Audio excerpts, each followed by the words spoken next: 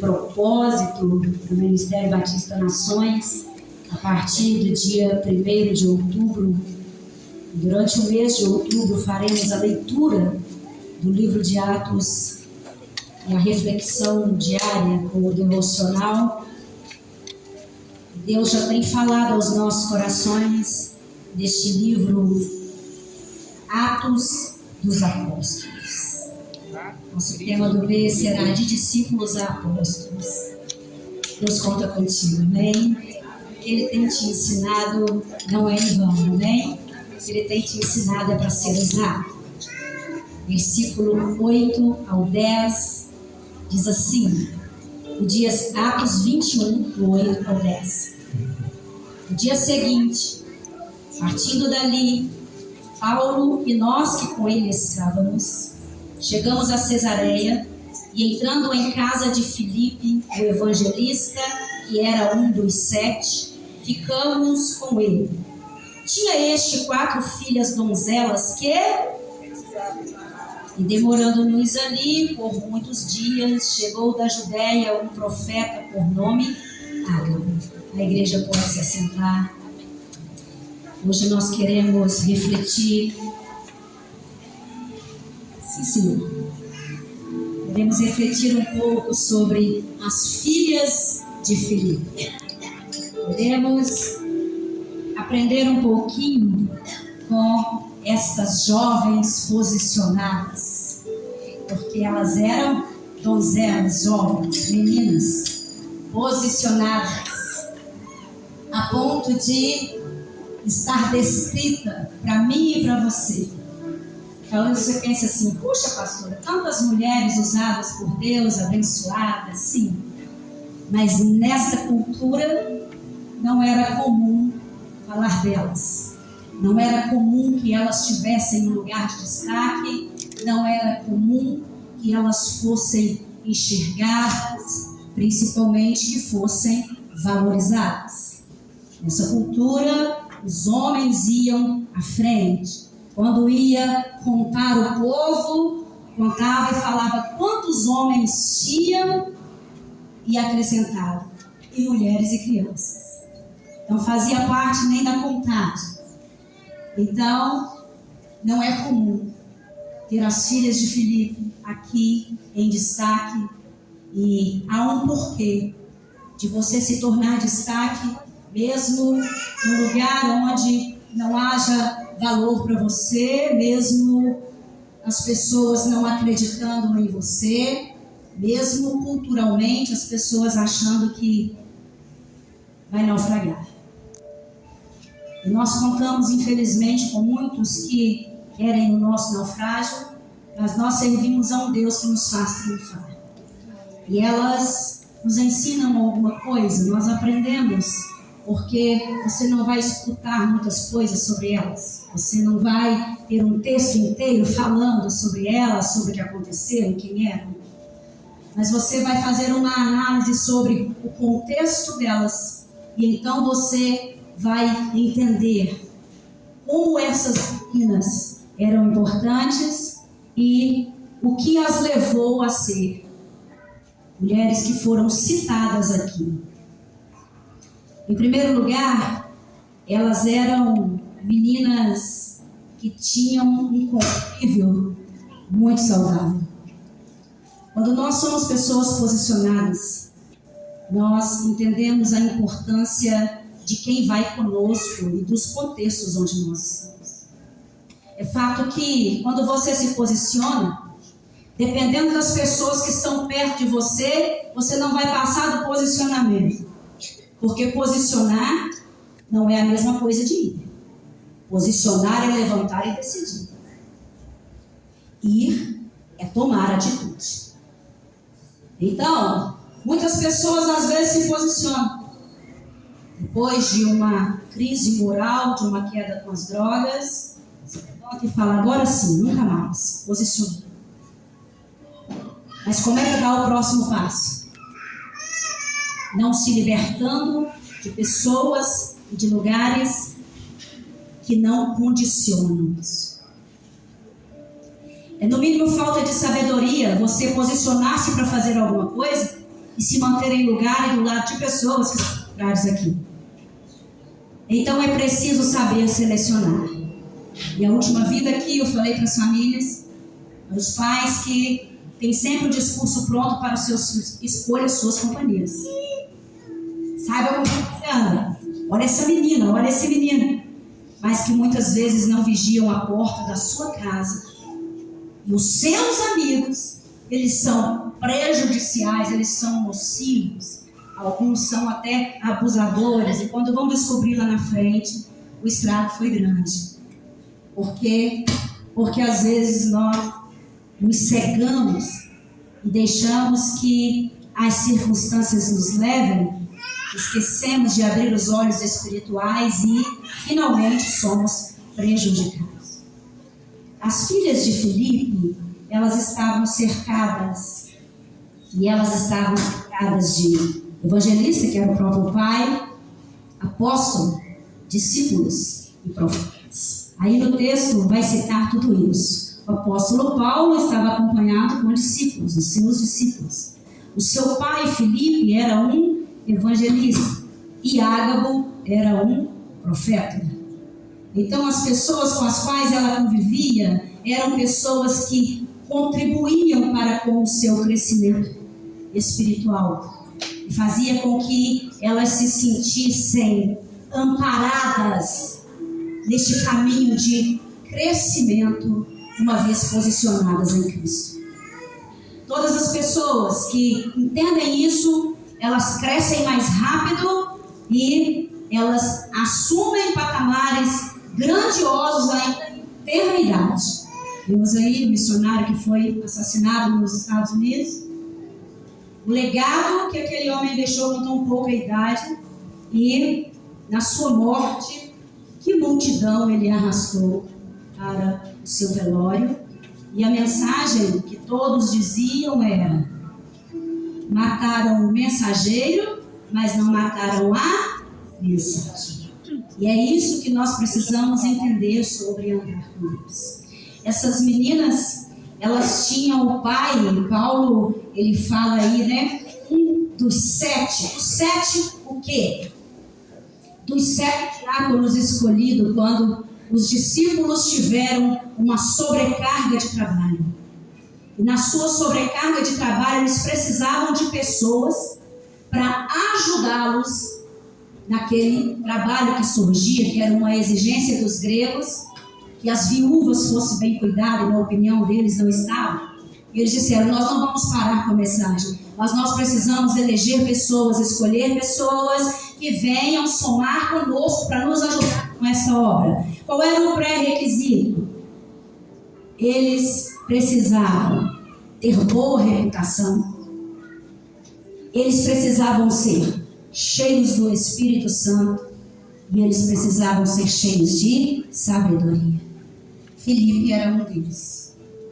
Que bênção, pastor! Aí fica fácil. Mas algumas pessoas têm um pai e uma mãe assim, mas não escolhem aprender com eles e fazer o que eles fazem. É uma escolha que elas fizeram, e nessa escolha elas foram extremamente abençoadas, porque receberam um legado e receberam ali, por escolher ir e fazer o que aquelas pessoas que elas estavam enxergando diante delas como modelo, elas receberam os dons do Espírito sobre a sua vida. E ao receber os dons do Espírito, então elas profetizavam. E quando nós, irmãos, nos colocamos nas mãos de Deus, para que Ele nos use, certamente alguma coisa maravilhosa Ele fará. E trará para a vida daqueles que estiverem perto de nós, daquilo que está em nós.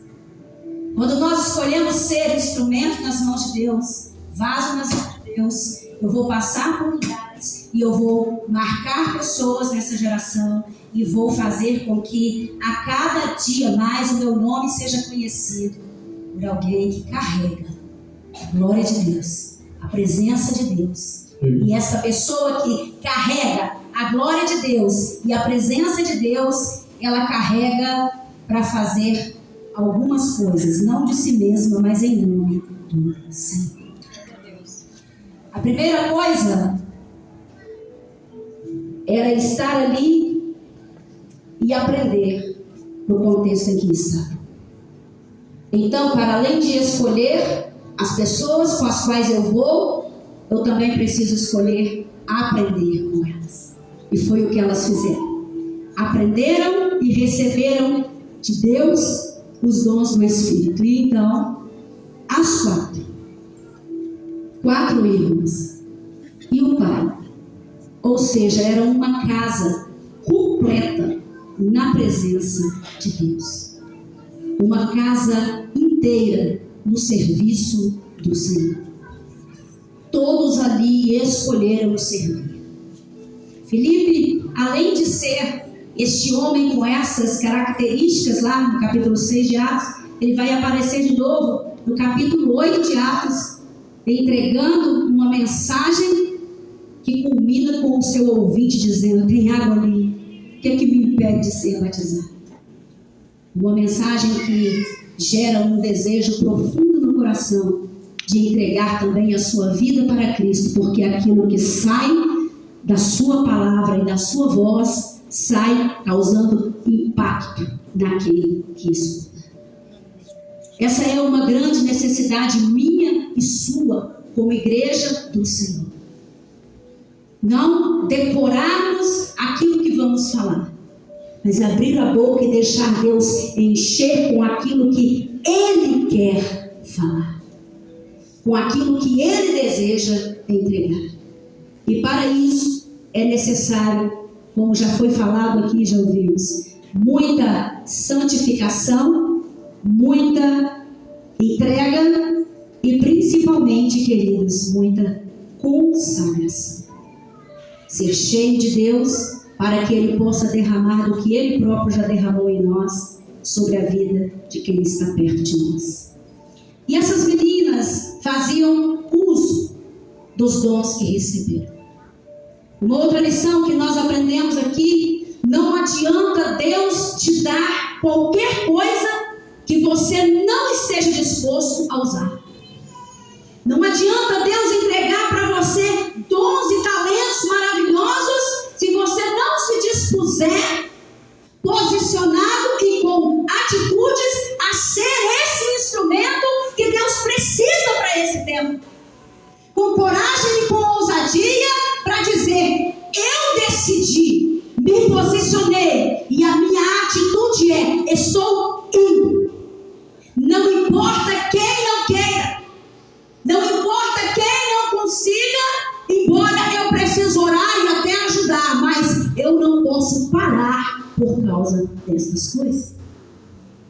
E nós temos visto tantas pessoas, inúmeras pessoas, que receberam dons, receberam talentos de Deus, receberam revelações, receberam imposição de mãos, fizeram formação e estão parados no mesmo lugar, com tudo aquilo que recebeu por falta de atitude em Deus, de ir entregar aquilo que Deus lhe deu para dar. E a nossa necessidade nesse tempo de obreiros é tão grande em muitas igrejas, em muitos lugares, com tantos obreiros cheios de dons e talentos, mas que não se despertam para serem usados por Deus. E elas nos ensinam que, mesmo com a sua pouca idade, estavam dispostas a ser instrumentos. E foram. A única coisa que você precisa é querer. O restante é com Deus. O preparo, a unção, tudo que você precisa de revelação, tudo que você precisa de proteção, de estrutura. Porque o que muitas vezes nos faz parar ou estagnar é a falta de estrutura, porque quando Deus me impulsiona, esse meu caminho ele não fica fácil. Aonde eu for, as coisas não serão fáceis. Elas serão possíveis e eu terei vitória. Essa é a promessa de Deus. Mas não há facilidade. Então, por não ser fácil, muitas pessoas recebem, mas não vão. O medo paralisa E elas ficam ali com tudo aquilo que Deus lhes deu, com tudo aquilo que Deus lhes entregou. Parado e muitas vezes o sentimento de frustração. E o que fazer com isso, pastor? Orar para que Deus tire o espírito de covardia e nos dê o espírito de ousadia. Canto muito bem, pastor, na minha casa, mas na igreja eu travo. Oro poderosamente lá dentro do meu quarto, mas se me chamar aqui para orar, eu não vou conseguir. Leio a palavra, eu entendo, parece que eu tenho uma mensagem completa, mas se alguém me convidar para pregar, eu travo, não consigo. E Deus precisando de você, te treinando lá para te usar aqui, te treinando no secreto, para dar você como um canal de bênção para esse tempo e te usar aqui e em muitos outros lugares, esperando o seu posicionamento seguido de atitude. Então a primeira e principal atitude delas, escolheram estar no meio de pessoas que contribuíam com o seu crescimento e escolheram aprender com eles. Aprendendo com eles, com certeza começaram a buscar, porque ninguém tem o que não busca. E buscando, elas recebem os dons do Espírito. Recebendo os dons, elas começaram a usá-los. Porque tudo aquilo que Deus te deu tem uma função. E os dons, eles têm duas funções básicas. Algumas pessoas pegaram os seus, guardaram na gaveta e foram para o mundo. Então lá ela ainda canta. Mas o que ela faz não é para a glória de Deus. Mas enquanto ela cantava na igreja, o que ela cantava gerava duas coisas. A primeira e a principal dela, aperfeiçoar. Os dons do Espírito são para aperfeiçoar a igreja. Os dons do Espírito são para aperfeiçoar os crentes. Eles têm essa função poderosa e específica de ir em você para causar transformação. Uma das placas que você lê na entrada ali, ela fala que Jesus transforma. Por meio do poder do Espírito Santo, na minha vida e na sua vida, é que há transformação. E muitas vezes nós não somos usados pela ausência da transformação. Porque sem ela, nós não temos ousadia. Eu me posiciono. Mas como eu não sou transformado, o inimigo me sucumbe e me cala. E nós vimos aqui na música, a carne terminou dominada pelo Espírito. E aí fica mais fácil, porque completamente fácil nunca será. Mas toda pessoa que se deixa moldar por Deus e que busca ser cheia do Espírito Santo, ela se transforma neste canal, que não apenas enfrenta o mal na própria vida, mas é canal de Deus para ajudar os outros a enfrentar o mal nas suas vidas. E é isso que Deus espera de nós. A segunda coisa que os dons do Espírito promovem é a edificação da igreja. E não importa quão grande ela seja, Deus precisa de você especificamente. Do dom que Ele te deu, do talento que Ele te deu. E Ele precisa que você, mais do que se posicionar, dê passos na direção de fazer. Porque aquilo que Ele te entregou edifica a igreja que você faz parte dela. Como parte do corpo de Cristo, você tem uma missão com os dons que Ele deu para você. Outro não precisa ser levantado no seu lugar. Deus não precisa. Ele quer levantar outros para somar com você. mas para fazer o que Ele te chamou para fazer, isso Ele não quer. Ele pode até te substituir, mas com um coração muito entristecido, porque o desejo dele é que você esteja em pé, sendo usado por Ele.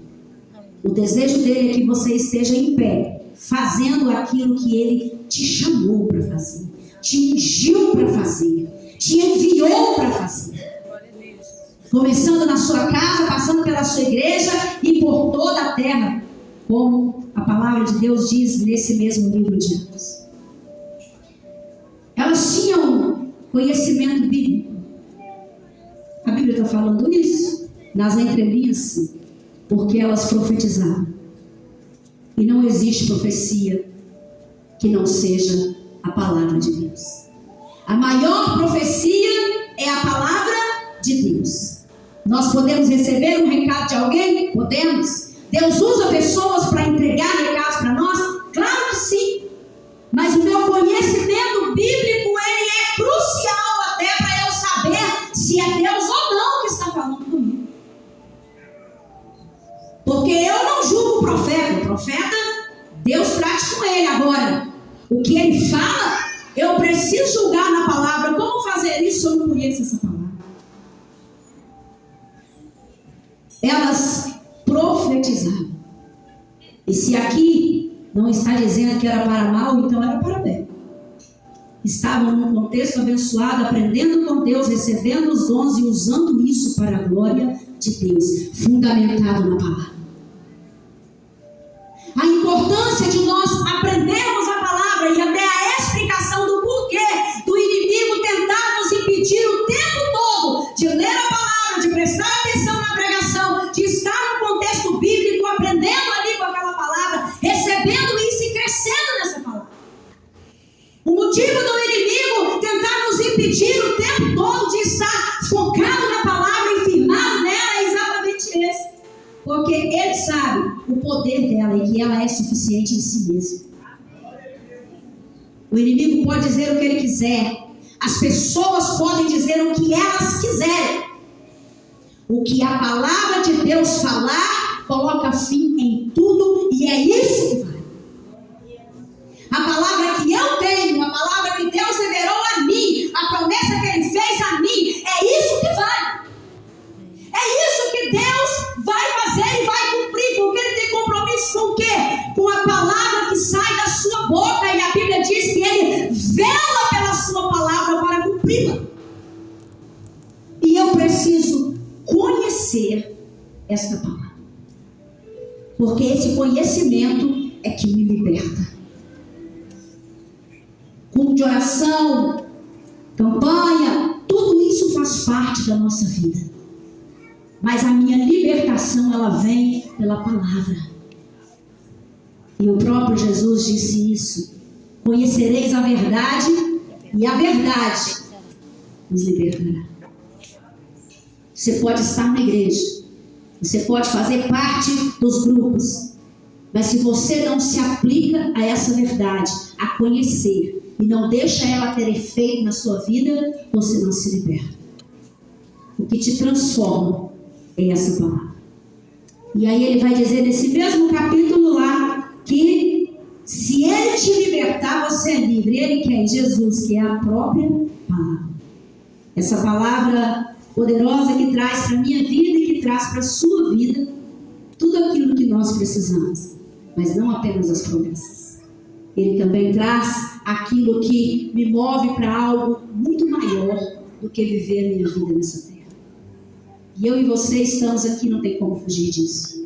Mas enquanto estamos aqui, nós precisamos e precisamos muito do poder dessa palavra nas nossas vidas e do cumprimento dela nas nossas vidas. E para que ela se cumpra, eu preciso de algo fundamental: compromisso com ela.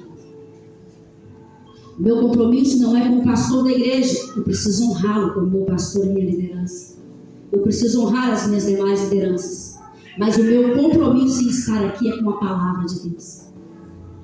Tudo isso que eu estou vivendo nesse tempo é por causa da palavra de Deus. e não posso me desviar dela nem para a direita, nem para a esquerda, porque se eu faço isso, caio no abismo. E qual que é a importância de tudo isso que essas meninas nos ensinam sobre estar posicionado para ser reconhecido nessa geração? É que não é só para aqui, não é só para tudo que a gente está vivendo aqui. É para um momento maior e mais importante que esse, que está lá no livro de Mateus, e eu te convido a ir comigo. No capítulo 25, uma palavra conhecida para quem já está no contexto cristão.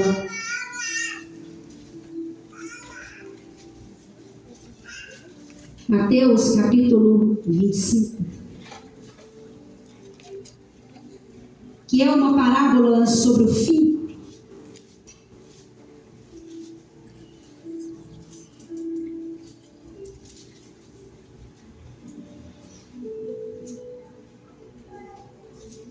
E ela fala sobre as 10 virgens.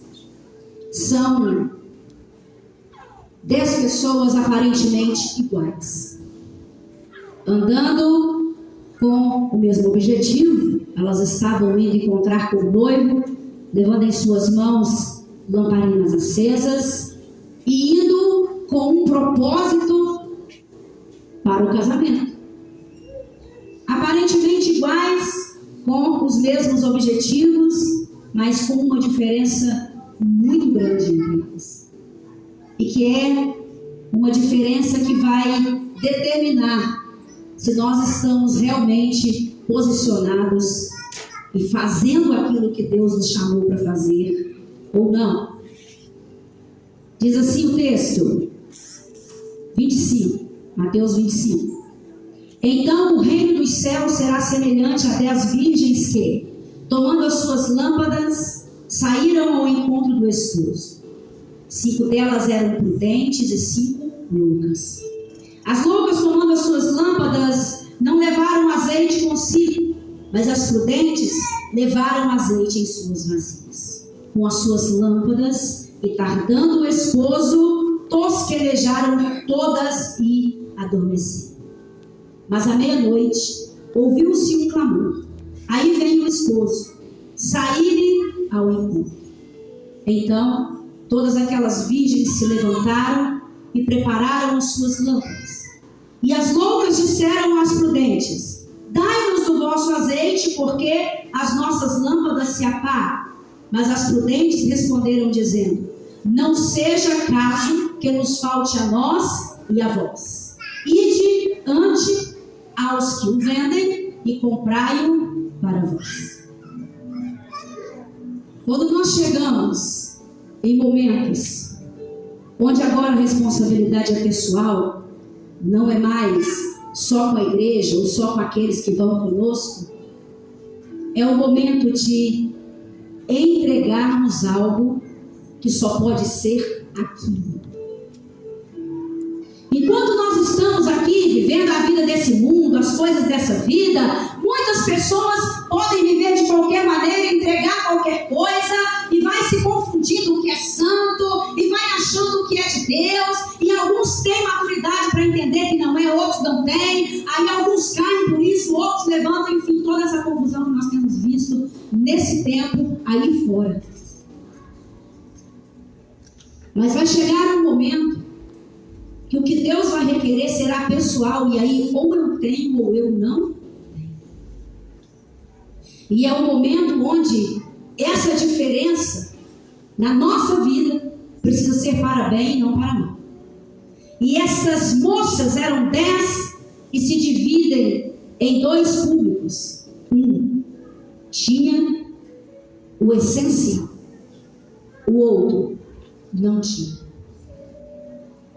Então, enquanto nós estamos aqui, os nossos dons, os nossos talentos, tudo isso é importante. Alguns são realmente usados pelo Espírito, outro, como diz 2 Tessalonicenses 2,9, muitas vezes usado por um espírito de erro, de engano, enfim. Mas vai chegar um momento que nós nos colocaremos diante de Deus, e aí nesse momento só a autenticidade em Deus. posicionei, fiz o que era necessário. Fui reto e íntegro diante dos olhos do Senhor. Muitos me julgaram, às vezes acharam que eu não era. Mas qual que é a prova final? A diferença básica entre elas era ter azeite e não ter azeite. Som. E 5 tinham, 5 não tinham. Quem é o azeite? O Espírito Santo de Deus. E qual é o poder dele na minha e na sua vida? Não deixar a nossa lâmpada se apagar. E o que é a lâmpada? Salmo 119, versículo 105 diz que ela é a palavra de Deus, a luz para o nosso caminho, pela qual nós nos guiamos, faça chuva, faça sol.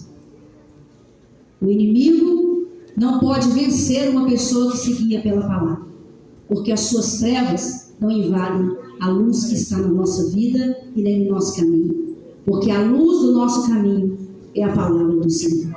No versículo 10 diz: e tendo elas ido comprá-lo, chegou o esposo e as que estavam preparadas entraram com ele para as bodas e fechou-se a porta. Então, a primeira coisa aqui que nós vemos sobre a lição que aquelas meninas nos dão é que aprender e praticar e caminhar na palavra nos deixa prontos. Agora não é só posicionar, agora não é só praticando, é pronto para entrar. Porque você se posiciona e pratica por quê? Porque você quer entrar no reino. A sua meta é essa. Você vive a vida deste mundo, você está aqui, mas você tem um entendimento: eu não sou daqui, este não é o meu lugar, eu sou um peregrino aqui, estou me preparando para voltar para minha casa. E como que eu me preparo? Eu me preparo entrando no reino naquele dia, com tudo isso que eu estou fazendo agora. E para mim isso é o mais importante. O mais importante para mim que estou na faculdade não é seguir o fluxo, é obedecer a Deus. Porque eu quero meu diploma, eu quero meu título, mas se a trombeta tocar agora, ele não serve de nada para mim. E ele não me abre a porta naquele dia. Ele não me deixa pronto e preparado para que essa porta aberta seja a minha porta e não apenas a porta dos outros que eu andei com eles, que eu caminhei com eles. A porta que se abre naquele dia, ela não se abrirá para todos entrarem, é para alguns entrarem por ela. E eu preciso ser um deles. Eu preciso ser aquele que Deus levantou na terra. E desde o dia que Ele me levantou, eu sei quem eu sou, para onde eu estou indo. É isso o que elas nos ensinam. O versículo 11 diz: e depois chegaram também as outras. É um meme. Você não é todo mundo. É a palavra que tem sido falada. Mas Timóteo, você não. Você não. Porque você não foi chamado para isso. Porque não foi para isso que eu morri e te salvei. Você não.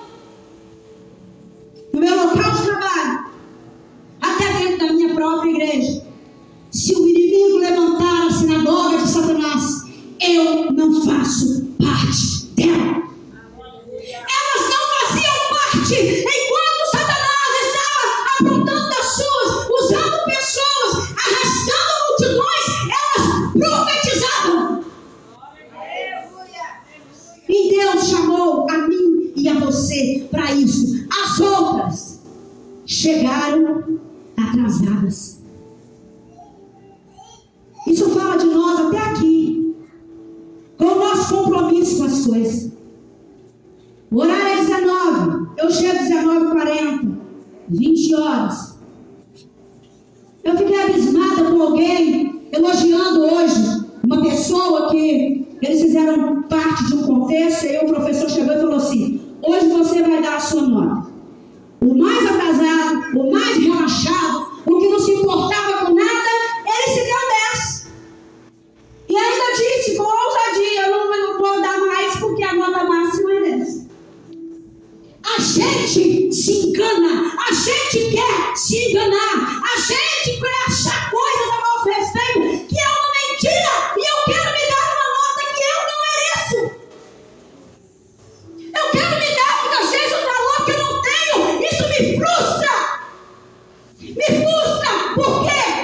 tem gente que tem sanidade mental ainda, gente que sabe julgar as questões, gente que olha a sua vida e quando vê você profetizar vai dizer: que profecia é essa?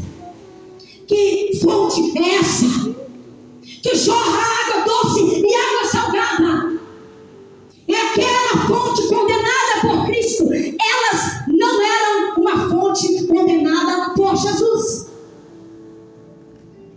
Eram tão aceitas que foram citadas no meio de homens poderosos em obras, com um nome bastante conhecido, e a obra que eles realizaram também, posicionados, que têm atitude, estão no mesmo patamar que eles. E não importa se você é uma mulher, porque muitas vezes mulheres se encostam nisso. Ah, mas eu sou uma mulher. Ah, mas eu não tenho valor. Eu fiz parte de um ministério onde mulheres realmente não eram bem aceitas, os seus ministérios não eram bem aceitos. Aprendi muita coisa ali, calada, em humildade, para ser usada por Deus por todos os lugares que eu passasse depois. Porque não é o valor que os homens me dão que determina o valor que eu tenho. Mas eu tenho que ter hombridade de saber o valor que eu tenho e fazer autoanálise sobre mim, sobre as minhas atitudes, porque quem não reconhece erro não cresce. Quem não reconhece as suas falhas não sai do seu lugar e pode dar 10 para si mesmo, mas sabe que a realidade não é essa. E as pessoas reclamaram depois. Teve um que se deu 6 e foi reclamar com o professor. O professor falou: eu não dei 10 para ele, e nem 6 para você. Ele deu 10 para ele e você deu 6 para você. Se é isso que você acha que vale, melhore a sua performance. Então você também precisa ser sincero, mas também não escorar isso. Ah, eu sou um coitado, a minha nota é 6. Deus não levantou coitados. Coitados nós éramos sem Ele. Com Ele nós somos a dupla honra na terra. Onde Satanás se levantar, é você mesmo que Deus vai usar para colocar ele no lugar dele. Qual é o lugar dele? Aqui debaixo dos nossos pés. Não é só um teatro que você viu aqui. É a representação do céu para minha e para a sua vida. Versículo 12. E ele respondendo disse: em verdade vos digo que não vos. Mas não era virgem com as outras? Sim. Estava de branco? Também. Carregava lamparina? Sim, senhor. Estava indo para o casamento? Também. Esperou a noite? Sim. Dormiu também, igual as outras. Mas que história é essa aqui? Eu não te conheço. É que o poder de Jesus e do nome de Jesus faz muita coisa. Uma vez alguém, num pecado terrível, foi confessar para o pastor que estava cometendo um pecado terrível. E fez igual o outro que se deu 10. Eu não entendo, pastor, como Deus ainda continua me usando. A última lição que elas nos dão é que nós precisamos ter uma vida consagrada. Porque essa história aqui, Deus usou até uma mula, pode usar a mim também. O significado de usar a mula é que o profeta que estava sobre ela não podia ser usado. E aí Deus usa sim a mula, mas não me usa. E ele diz que se eu como profeta me calo, as pedras clamarão. Eu preciso entender qual é a minha missão, qual é o meu chamado, me posicionar sobre isso e ir.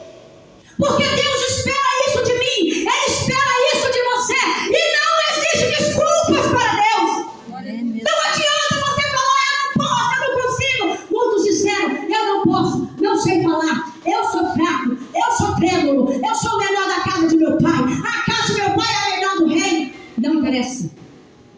Se eu chamei, a obra é minha.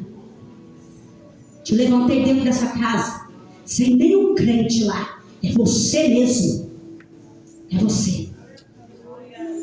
Te coloquei no local de trabalho onde o inimigo está sapateando. É você mesmo. É com o seu poder, com a sua oração, que eu vou destronar os principados naquele lugar e vou fazer uma grande obra ali. E muitos serão salvos.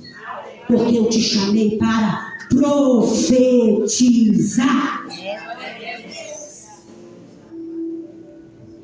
Não conheço vocês. Não sei quem são. Versículo 13. Vigiai, pois, porque não sabeis o dia nem a hora em que o Filho do Homem há de vir. Você concorda comigo que se tivesse escrito aqui o dia, a data e a hora, no último milésimo de segundo, alguns hipócritas viriam: te recebo e te aceito como Senhor da minha vida? Você concorda comigo? Talvez eu seria um deles. Não tem aviso, irmãos. Eu fico muito temerosa às vezes que a gente fala muito isso. Gente, Jesus está às portas. Jesus já está em pé para voltar. Por causa das coisas que a gente tem. Eu fico muito temerosa porque eu fico anunciando um tempo que Ele próprio diz que não compete a mim saber. O que compete a mim? Estar pronta para isso. O que compete a mim e a você? Nos posicionarmos neste tempo com tantas pessoas caídas, se lamentando, reclamando, morrendo de sede. Não é em frente ao mar, porque ninguém mata a sede com água do mar. Está errado esse negócio. Está errado esse bilhete. Está morrendo de sede em frente ao mar, lógico. O mar é água salgada. Tem gente morrendo de sede em frente ao manancial de água salgada. Está na igreja, mas é fraco. Está na igreja, mas está em pecado. Está na igreja, mas não recebe. Está na igreja, mas não se deixa usar. Está na igreja, mas não entende que tem um chamado e que o seu chamado não depende de elogio de ninguém. Cantei hoje, fui criticar, não canto nunca mais. Está repreendido em nome de Jesus. Vou cantar de novo para o Senhor. E vou cantar enquanto eu estiver aqui. E se o Senhor multiplicar os meus dons, eu vou fazer outras coisas também. Porque eu faço para um Senhor. Qual é a nossa grande missão? E era delas também. Entrar no reino. Foi falado aqui, podemos fazer um congresso maravilhoso. Nós podemos ter apresentações mega. Podemos vestir as nossas paletas. Eu vi, eu cumpri. Está tudo certo. Mulheres gostam dessa coisa. Os homens podem fazer lá seu churrasco. Lá as mulheres se reúnem no templo. Os homens correm lá para casa e vão fazer o churrasco deles. Nós podemos e devemos. Mas isso não é o fundamental. Deus espera sim que vivamos em comunhão. Mas o que Ele mais espera é que venhamos a trilhar um caminho de retidão para que naquele dia, quando a porta abrir, querido, você é o primeiro que está em pé. Jesus sou eu! Acabou! Acabou! Eles vão ir embora! Acabou! Acabou! Minha guerra acabou! Minha luta acabou! Meu choro acabou! A decepção e a frustração, a perseguição, os falsos, os mentirosos, aqueles que falam contra mim nas minhas costas. Acabou! É hora de ir para aquele lugar. E eu me preparei para isso. E eu estou aqui. E a glória não é minha não, Senhor. É sua. E eu estou dentro. Eu estou dentro. Eu estou dentro. Glória a Deus. É isso. Obrigada, Jesus. É isso. Entenda que é isso. Entenda que é isso e pare de mimimi. Pare de reparar quem é o outro, que o outro tem, o que o outro faz. Se veio, se não veio, se foi, se deixou de ir, se ofertou, se não ofertou. Isso não é um problema seu e nem meu. O problema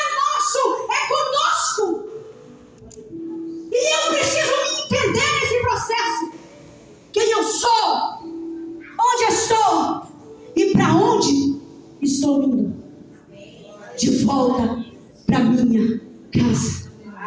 Aqui não é o meu lugar, não é o seu lugar. Jesus não salvou nenhum de nós para ficar aqui. Ele nos salvou para entrarmos no reino. E eu não sei quem é você nesse tempo. Não sei se você está como as filhas de Filipe, posicionada e tendo atitude de gente posicionada. Eu não sei se você se posicionou, mas não consegue ter atitude. Eu não sei se você sequer se posicionou. Eu não sei se você se posicionou, está tendo atitude, está lutando contra Satanás, seus demônios e seus servos. São 3 instâncias de guerra. Você luta contra o arqui-inimigo de Deus, Satanás. Você luta contra os exércitos dele que vêm contra você. E você luta contra os servos dele. Mas eu tenho uma boa notícia para você. Você já venceu todos eles! A glória do Senhor! E quando essa porta se abrir, você tem que estar entre os primeiros. Pastor, se eu estiver lá no final da fila, tá ótimo, eu só quero entrar, então tá bom. Cada um sabe onde quer estar na fila. O importante é você querer entrar. E estar pronto para isso. Porque ninguém vai entrar lá de qualquer maneira. As filhas de Filipe, mesmo sendo jovens, estavam posicionadas. Oh, aleluia. Eu estou aqui na luta. Espero que você também esteja na mesma luta. Está de pé, cuidando para não cair. E como eu disse, eu não sei como você está hoje. Quero pedir aos meninos para me ajudarem aqui.